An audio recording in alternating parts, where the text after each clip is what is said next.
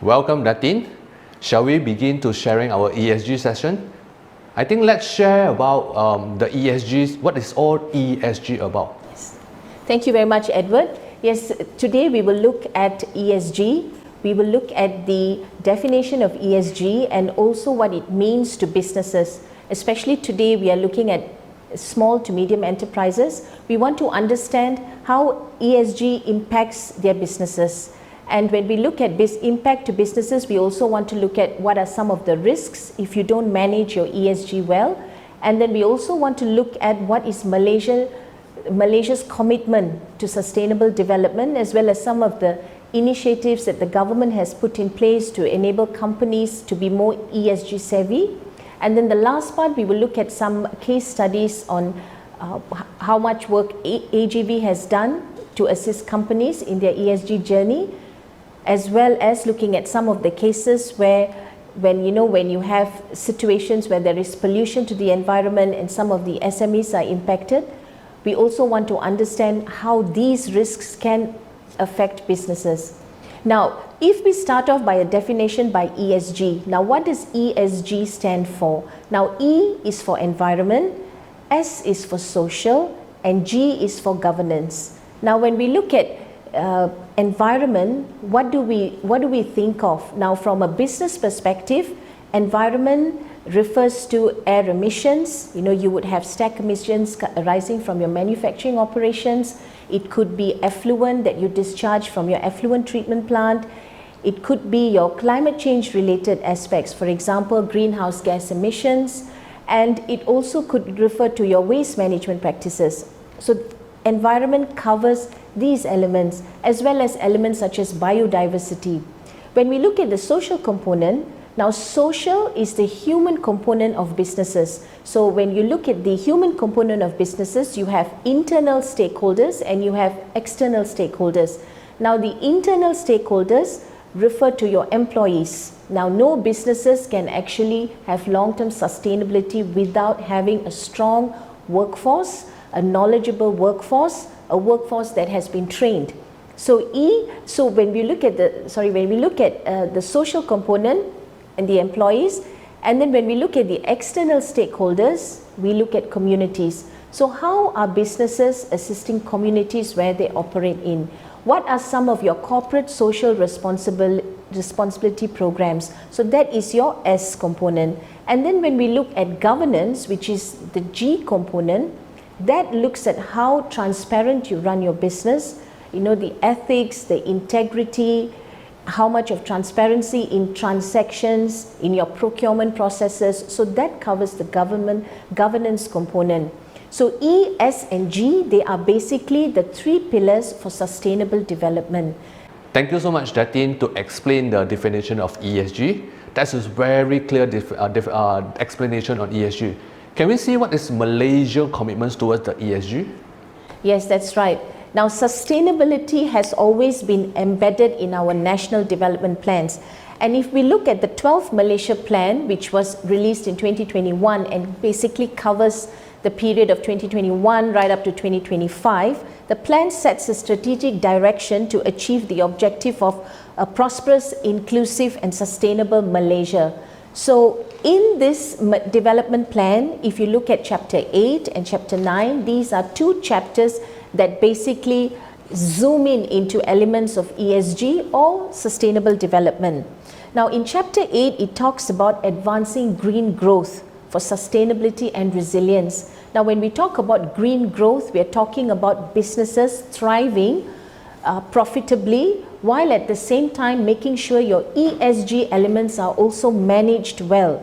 Now for example, in chapter 8, they've actually set targets for reduction of greenhouse gases. So as we know, our Prime Minister, when he attended some of these international conventions, we have committed up to 45% reduction in greenhouse gas emissions intensity by 2030 using baseline numbers as early as 2005. So between 2005 to 2030, we want to reduce our greenhouse emissions by 45%.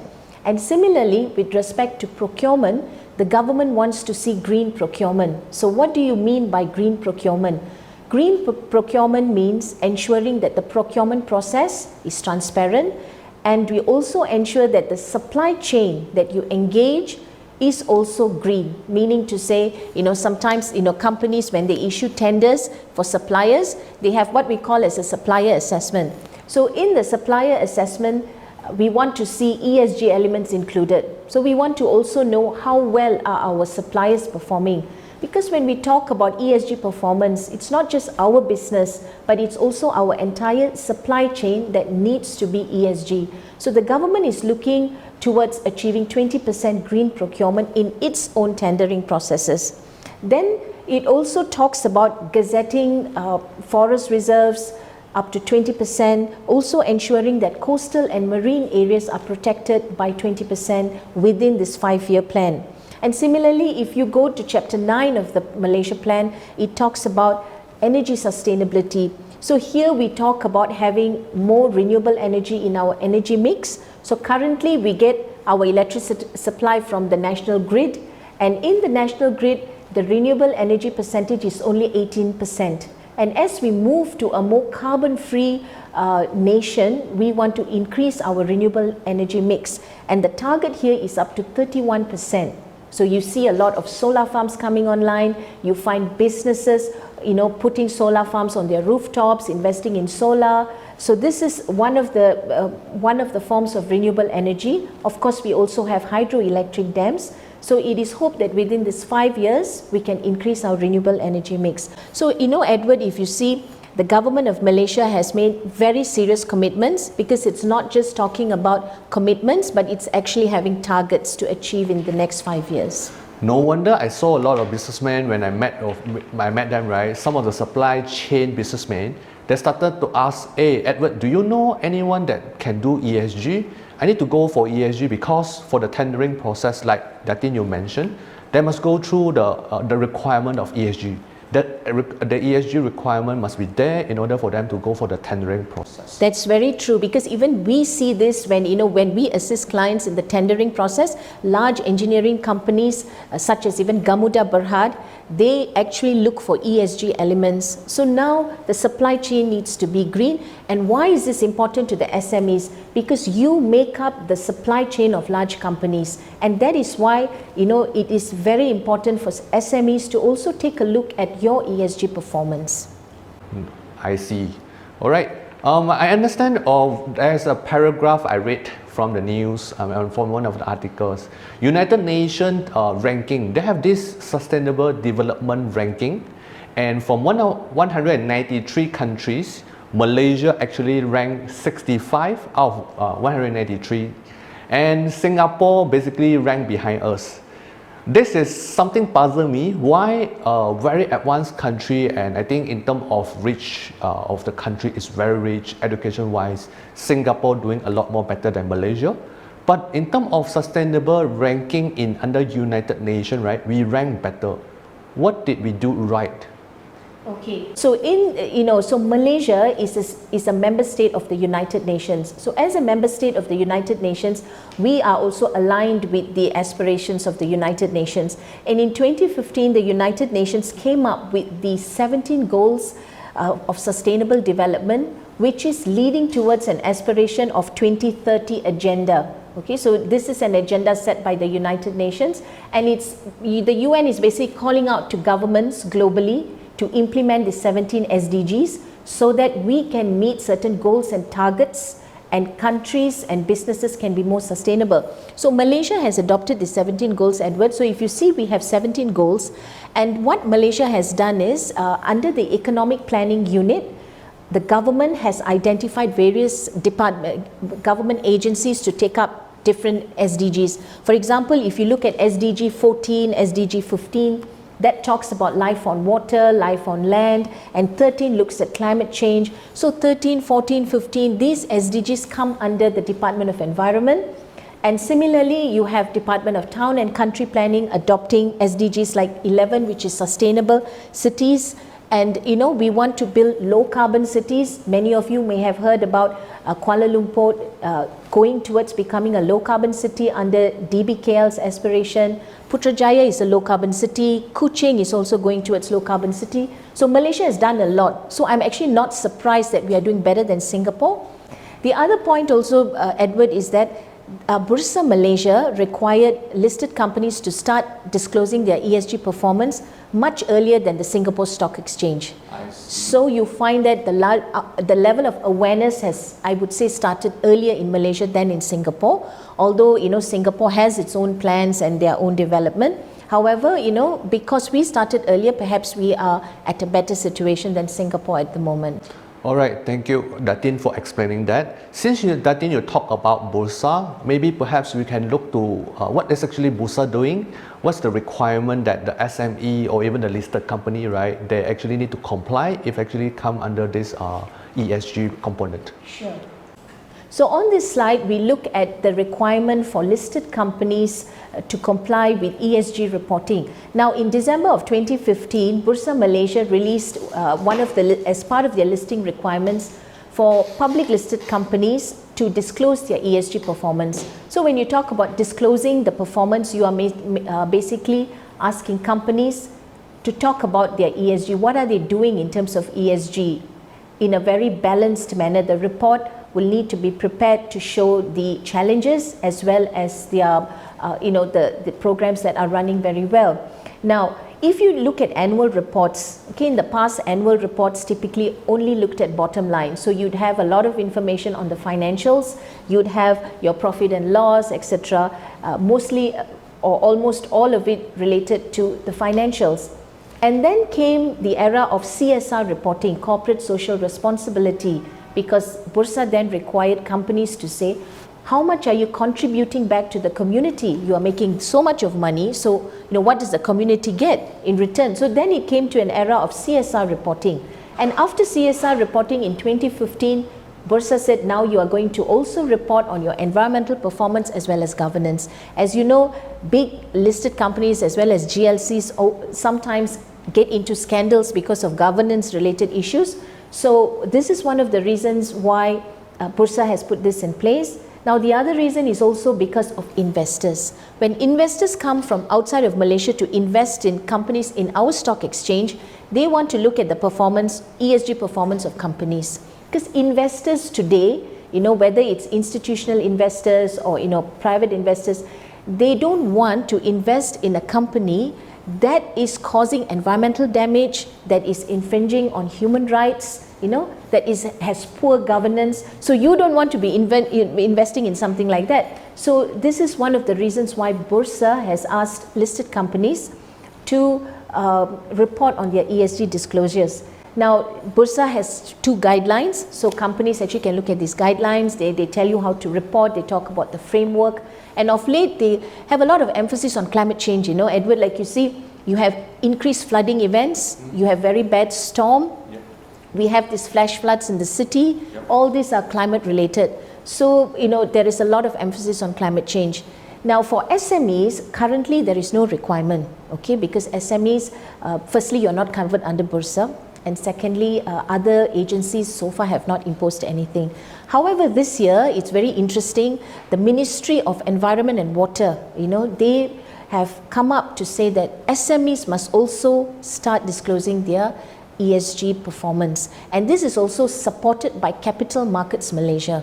And one of the reasons why they are asking SMEs to also report, as we mentioned before, SMEs, you form almost 40% of the country's GDP, okay, and you form a big part of the supply chain. 95%. 95%. 95%. Yes, of that's a Malaysia. very, very high amount.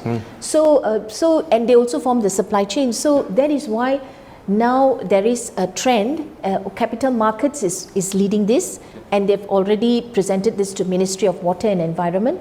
So we don't know which agency will take the lead, Edward, but somehow in the next few years, I am very certain that SMEs will need to report. This is what I wanted to ask also, because I met a lot of businessmen, and then they always say, I have been doing business for many years. I have been earning money. I know how to make my money. Why I want to go into that? What is the risk is going to be involved if I don't want to start anything about ESG? Maybe that thing you want to share with us, right? What is the real risk, right, if we don't want to get involved into the ESG? Yes, very true, Edward. We have to understand risks and opportunities. Earlier on, we sort of looked at what are the opportunities in a sense that, you know, when you perform well from an ESG point of view, you have access to better contracts, you have, you know, better opportunities for work. Now let's look at some of the risks. Next slide, please. So in this chart, you can see there are various types of risks that a company can face if you don't disclose your ESG. Now when we talk about ESG for SMEs, one aspect is disclosing. Disclosing is basically reporting.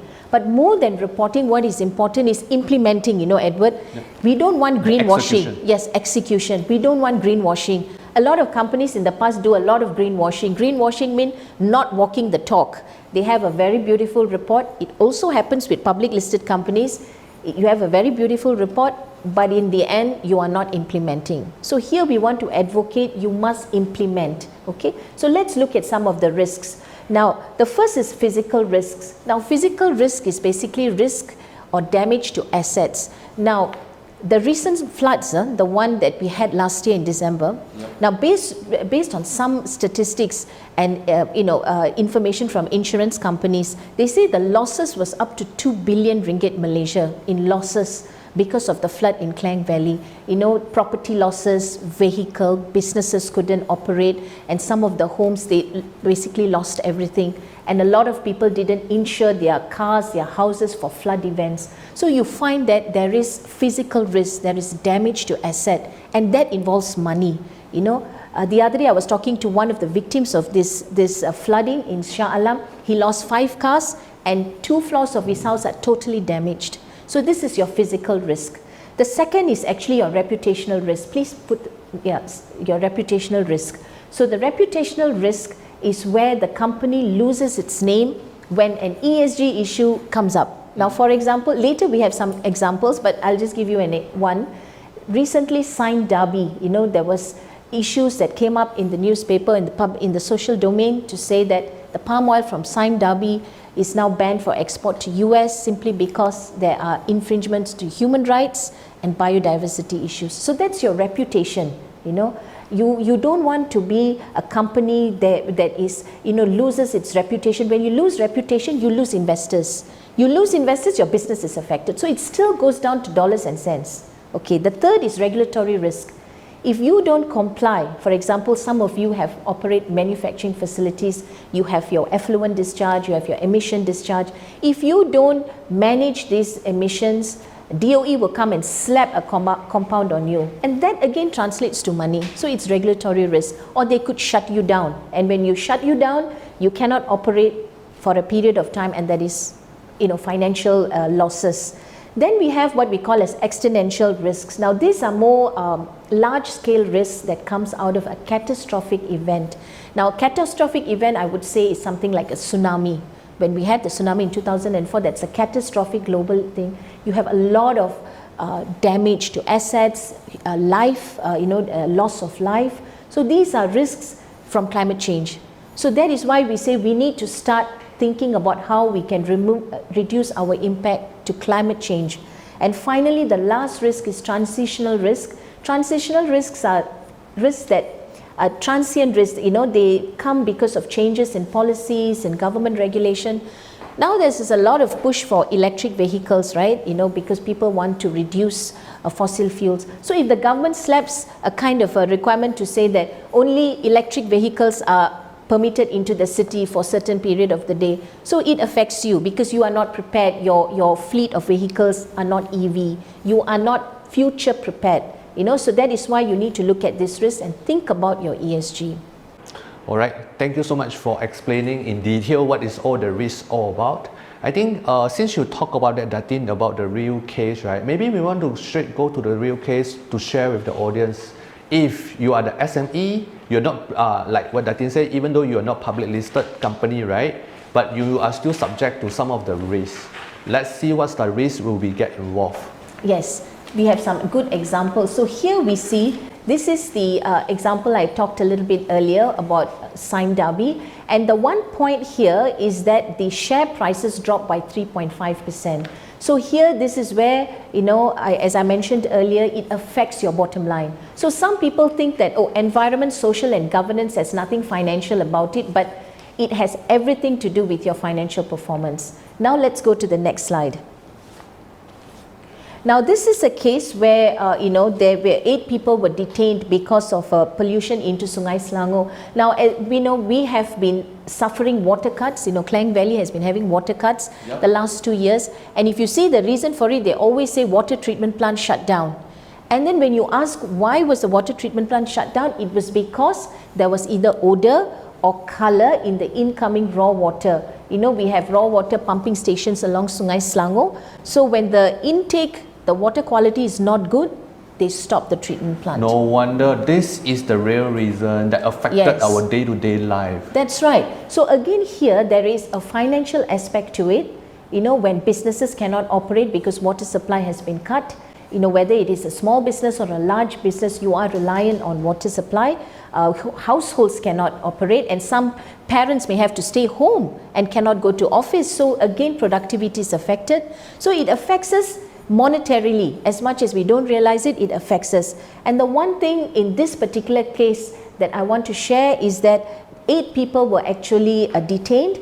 And I would like to inform all of you that under the Environmental Quality Act, Section 25 and Section 37, if you get compounded under both these sections, Edward, the director can go to prison right up to 5 years, and the company slapped with a compound up to 100,000 ringgit Malaysia. So it's not a small amount, and going to prison or jail is also something you want to avoid. You mean the MD need to go to the jail? Yes, whoever is directly responsible to the operation. So it can be a managing director, it could be any of the directors, depending who is the person actually running the operation. DOE in the past used to just slap the compound, and then they realized that it was not effective until they got senior management involved and directors involved, and then you find that directors take an ownership. Now this is another point that I'd like to highlight. Even SMEs, senior management, directors, you need to be very aware of your ESG. It's not just your manager level and your operational level, but you must also look at, those sitting at director level as well as management level, you also have a responsibility to see how your company is managing from an ESG point of view. And I want to tie this in also to the reputational risk. Imagine if your company, your director gets compound slapped with the compound, DOE comes and shuts your operation down, it's reputational risk. You just need to Google, you find a list of these companies in the social media, people take photographs of your factory, put it on Facebook. So all this actually damages your reputation, and customers may not want to buy from you. If you may have a contract with a listed company or a large company, and then they say, I don't want you to supply anymore because you are not ESG savvy. You have not been managing your impacts well. I think from the bank perspective also, the bank also will not financing any more to the company, because the risk, the reputational risk has affected the company. So the bank will not, if they come to look for the additional financing, working capital, the bank will have a consideration on it. Okay, so perhaps do we have any more sample to share? Yes, there's just one more last one. Similarly, again, Sungai Semenye, again pollution here. So this is basically to just reiterate, this is something obvious because it's water related. And when the pollutant gets into the water system, it's easy to see, you can see the discoloration, you can see the odor, and water treatment plants have to stop. So this is obvious, so I'm using this example. But similarly, even if you have air emissions, schedule waste management problem, all this can become issues. In the past, there were also news about schedule waste drums being disposed in oil palm estates. Yeah, so this is where managing your ESG footprint becomes very important. Thank you, Datin, to explain all the risks. To counter this, right, how does the company can take over, have the opportunities to go into the ESG? Okay. Now for an SME, okay, let's just talk about SMEs developing a certain ESG framework. Okay, now you would want to take a few steps internally to arrive at how you want to manage. Now the first step, as you can see on the slide, is fix the basics. So here is looking at what you already have. Now, a lot of you may already be doing ESG related, elements. You may be ensuring that your effluent meets the requirements, emissions meet the requirements. So a lot of things may already be there in place. So what you need to do is, first you need to consolidate all that you have, okay, from a E, S and G perspective. And from there you identify issues that affect your business. So because not all issues affect all businesses. It depends on your business type. So as some SMEs out there, you may be a manufacturing facility. So if you're a manufacturing facility, you will have effluent discharge emissions and so on and so forth. But on the other hand, you could be maybe a warehousing facility, logistics. If you're logistics and warehousing, then effluent and emissions would not be your issue. It will be more from a, let's say if you have a fleet of vehicles, it will be your emissions, looking at exhaust emissions, looking at your fuels, looking at whether you are looking towards hybrid vehicles or EV vehicles. So your issues will be different based on the nature of your business. So that's the second thing you need to do. You need to identify what is relevant to you. The third part is to then come up with benchmarks. I always say, if you don't monitor and if you don't set KPIs, you will never know how well you perform.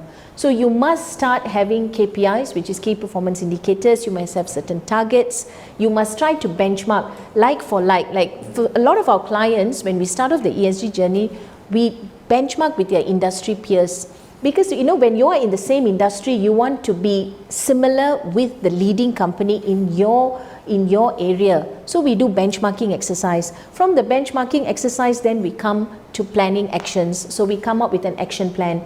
So the front end is more like a gap analysis, Edward. We see what you have, what you don't have, what are the gaps, what are the mitigation measures that need to be put in place. We come up with an action plan. Once we have an action plan, we will tell who needs to do what, which department is responsible for what aspect, and how the data needs to be collected. And in this process, we always involve senior management. We actually have a director sitting in the workshops. We have sometimes we even have the CEOs, CFOs, just at least the front end of the workshop, because in leadership level, you need to understand your ESG issues. Only then, you can make sure, certain resources are in place, you'll need budget, you'll need human resources. So all that can be allocated to manage this. And finally, you start reporting your data.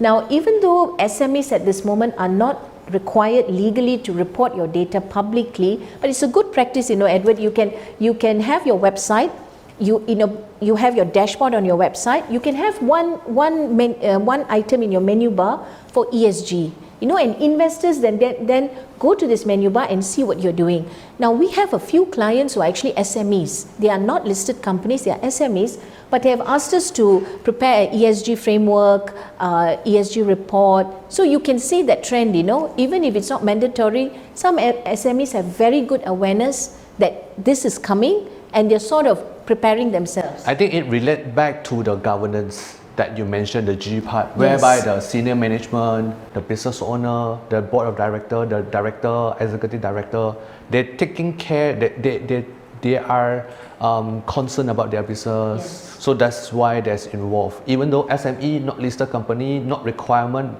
but they still want to be part of it. That's correct. All right. So Tatin, can you share with us, right, some of the real cases, right, how AGV bring the business SME or even corporate or even companies, right, from ground zero all the way to become a sustainable company?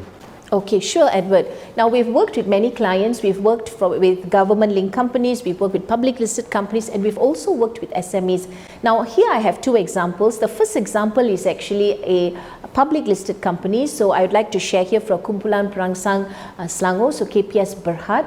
Now, under KPS, they have various activities or manufacturing operations. They have the Century Bond Berhad, that entity. They have Smart Pipe technology, and Smart Pipe basically manufactures these pipes, water pipes, which actually are very efficient when laid, and they also have a lot of design features that makes water conveyance much more efficient than a conventional pipe.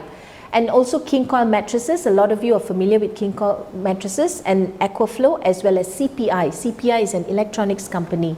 So all these entities under KPS, so they wanted to assess their ESG performance. So what we did was we provided a tracking and monitoring services. So here we looked at developing capacity building or training for their leadership level as well as operational level. You know, as I mentioned earlier, leadership must be in it. You must have leadership buy-in. Always top-down approach is the one that works. Then we also did facility audits, meaning to say we actually went on the ground, Edward. We went to Johor, we visited the packaging plants, we went to Penang, we visited CPI, we actually went on the ground, we spoke to the operators, we spoke to the managers, supervisors, so we carried out a facility audit.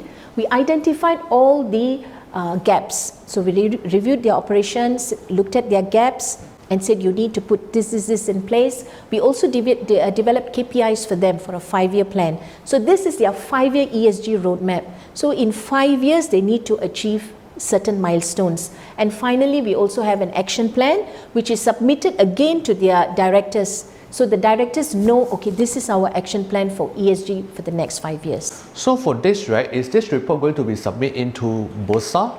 Now for this report, what we did was that year we also prepared the sustainability report for KPS Berhad going to Bursa, and we summarized all this in that report to Bursa. So you find that even for investors looking at them, they can see that, oh, they are actually implementing the initiatives. You know, as I mentioned earlier, the greenwashing is something we don't want to do. You know, there are a lot of companies that hide behind a lot of fancy words and pictures, but don't actually do the work. Yep, the execution is the key. Is the key. All right, let's go to the next example. Yes. So now this example is DKSH Malaysia Sendirian Berhad.